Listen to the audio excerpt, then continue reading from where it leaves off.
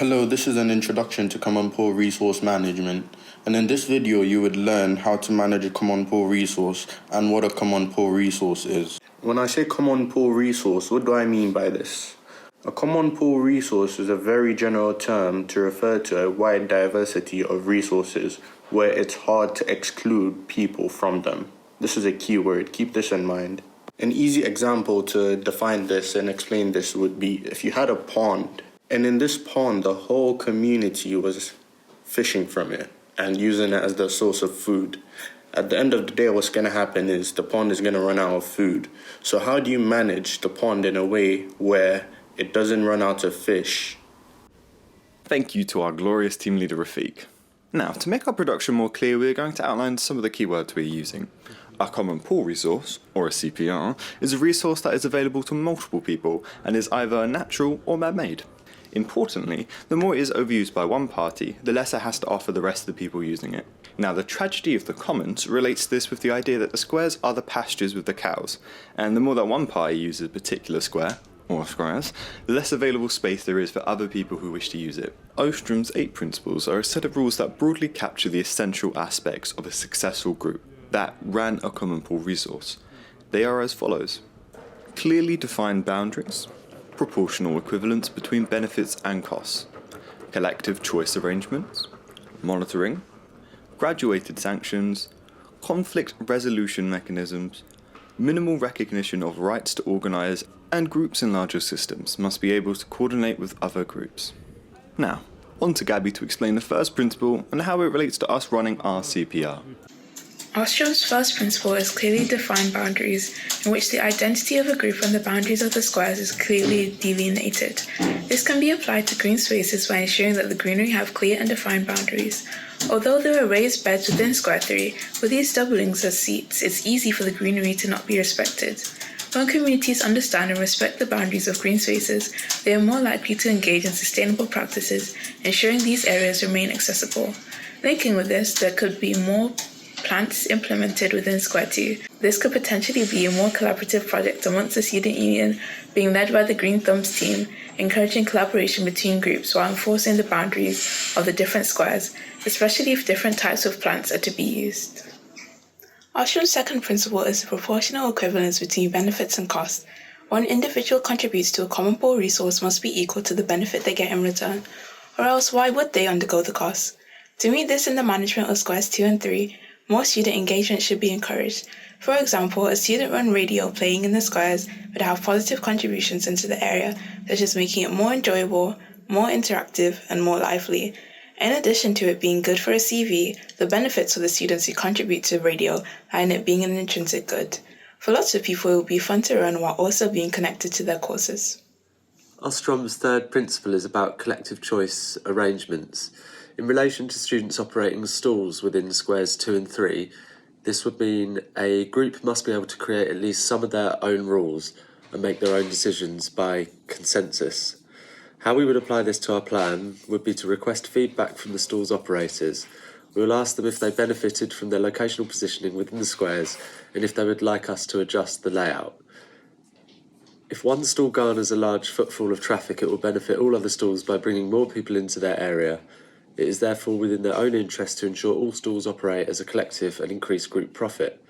Student-owned stalls being integrated with the external suppliers will increase competition amongst themselves, and the amount of stalls in the squares will grow as interest increases. This could lead to the market expanding to other days of the week. In this instance, a forum for discussion will be created to enable stall owners to decide which day or days would most benefit them. Location and time of the stall's operation are the two rules that the group can have a direct input to. Ostrom's fourth principle is about monitoring a Common Pool resource. We can manage the squares by using booking spaces for shared spaces, allowing people to know what stalls will be at the squares, making it easier for students to plan what they want to do in advance. Along with this, the university could use a tracking resource to track the popularity of stalls so we could implement the most popular stall into Square 2, allowing the space to be managed better, controlling the density of people within one square. Linking with this, a one-way system could be introduced, increasing the accessibility to the market and helping identify peak times. Ostrom's fifth principle is graduated sanctions for common pool resources. For the squares, we have it linked towards littering. Littering around campus should have sanctions, especially around Square 3, with the entertainment and food places where you're able to meet with friends. Finding students and staff members for littering would have a greater impact and will help to keep the environment clean and safe. Hi, my name is Riley and I've got the sixth principle of Ostrom's principles, which is conflict resolution mechanisms. Now, to relate this to our group CPR, which is the squares, I've come up with the idea of moving some of the activities and venues from the more populated squares, 3 and 4, and spreading them out into the squares 1, 2 and 6. They need some love with how little they see to have people pass through. Now, this helps manage conflict as squares 3 and 4 are always packed, and as they are used as ways to get to the seminars and lectures, spreading the squares out would make it so it's easier for people to pass through. This also links the idea of the tragedy of the commons, as you see squares 3 and 2 become more and more bloated with things to do, and this could be relieved with some inclusion of the lesser used squares. Ostrom's seventh principle is minimal recognition and rights to organise. This allows local communities to have the right to create and enforce their own rules, managing shared resources without interference from external authorities. Ensuring minimal recognition helps empower communities and tailor rules to their own unique social and cultural context. The eighth principle is that groups in larger systems must be able to coordinate with other groups. In the case of Square 2 and Square 3, there could be multiple groups coexisting, for example, students and people who are not students, such as visitors, professors and other members of staff. All these groups could be market stallholders and their customers. I examined how the benches and other seating in these squares could be used. The benches in squares 2 and 3 are mostly used for eating, resting and socialising. Potential conflicts that could happen here is that there may not be enough seating for people who are socialising and people who want to sit down to eat, especially on Thursday when we have the market. The solution would be to place more benches in Square 2, especially if we are to expand the market there as mentioned in Principle 3. This could also integrate Square 2 and turn it into a more lively space. I think I would rotate where the stalls are so that you don't see the same ones every time. I quite like the variety of businesses we have come in, but maybe they could change it like every term, have a few new people, have some come back, and maybe spread it out into another square so it's not as crowded. I really like how it looks in the middle of the square. I think maybe there could be a little more of it, but I guess it is winter, so it's kind of fair enough. I love the Christmas tree. It's right in the middle, but I think it makes a nice addition to the square. It would be quite cool. It would depend what you think.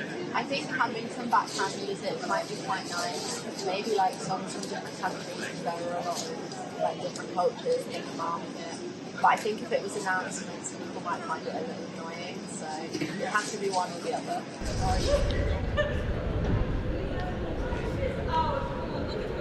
As we come to the end of the video, I'd like to believe you have an understanding of what a common pool resource is, and how to manage a common pool resource such as the squares.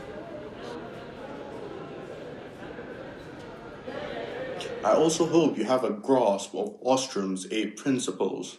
Lastly, I would like to thank my amazing group members for the hard work and dedication put into this project.